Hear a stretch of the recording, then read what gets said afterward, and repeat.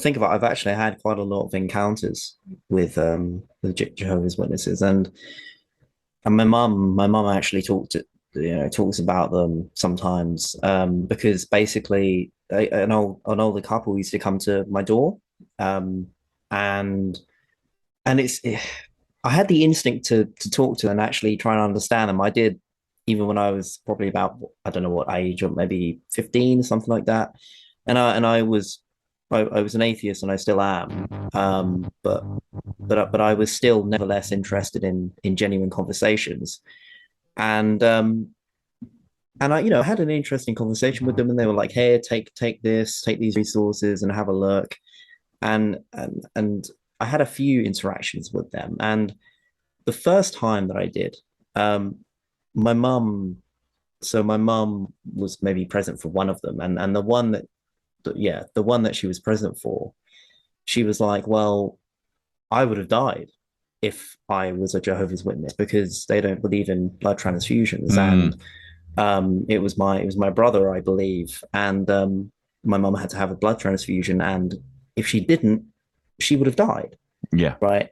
And and I was like what? Because they fail to tell you that, don't they? Mm.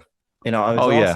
I was asking them about it, and about the rule and things like that, and that's just one. It's quite a thing to leave out, you know. Mm.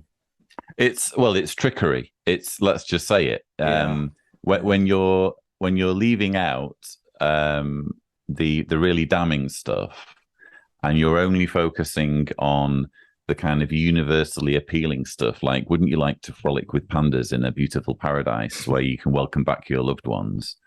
If you're only focusing on that message and leaving out, the kind of the small print, then what you're doing is you're deceiving someone. And again, Jehovah's Witnesses do this kind of slightly knowingly, slightly unknowingly, because again, in their mind, the ends justify the means.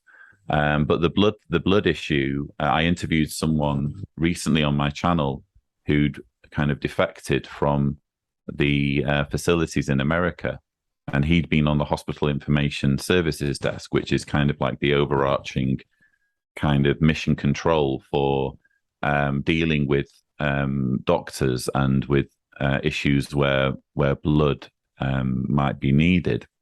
And I asked him to give a ballpark number of how many Jehovah's Witness deaths he guessed there might be over the 3.5 year period that he was doing this job. Because even though they don't keep records, he will have seen the emails coming through, and he will have heard the phone calls and that kind of thing. And when I pressed him on it, he said, "Oh, it will have been in the thousands," and that's over a 3.5 year period. So thousands of Jehovah's Witnesses in a 3.5 year period losing their lives due to this teaching. And what makes it especially grotesque, in my view, is that Jehovah's Witnesses aren't upfront about the fact that you will actually be penalized if you accept a blood transfusion as a Jehovah's Witness. So you will be, quote, disassociated for willfully and unrepentantly accepting blood. So, in other words, if you accept blood and you later convince elders that you're sorry for doing it, then you won't be shunned.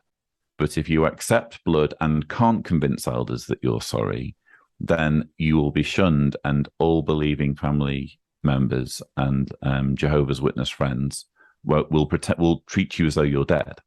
And that's the part that they miss out. That's the part they miss out when they go into hospitals, and they're called HLCs, hospital liaison committees. They go into hospitals to try and ingratiate themselves with medical professionals, and they give these presentations about blood alternatives, but they don't explain that actually this is a situation where they will penalize members who refuse blood.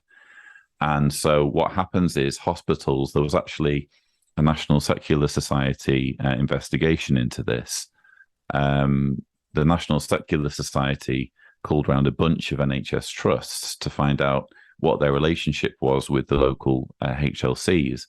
And a disturbing number of them had even allowed these elders to effectively write part of their policies for dealing with Jehovah's Witnesses. They give them the red carpet treatment. They allow into hospital wards elders whose job it is to effectively make sure Jehovah's Witnesses martyr themselves.